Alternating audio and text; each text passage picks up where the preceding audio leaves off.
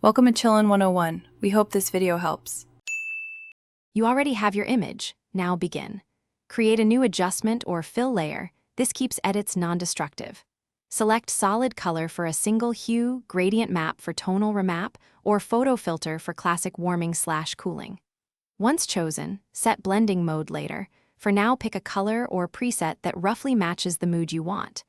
Make sure the layer sits above any retouches so the filter affects the final pixels. This first step locks in a flexible foundation for precise color control. Once the filter layer exists, change the blending mode. Color preserves luminance, while overlay and soft light boost contrast as well as color. Reduce opacity to dial intensity. Small percentages like 5–30% often read more natural. Next, add a layer mask to target areas. Paint with a soft black brush to hide the effect, white to reveal. Make sure to feather edges and vary brush opacity for smooth transitions. These steps give you precise control over where and how the color alters the photo. Finish by refining. Add curves, levels, or hue/saturation above the filter to balance brightness and color.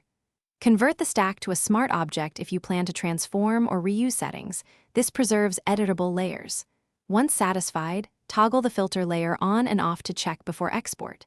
Save a PSD with layers, then export in sRGB for online use or TIFF for print.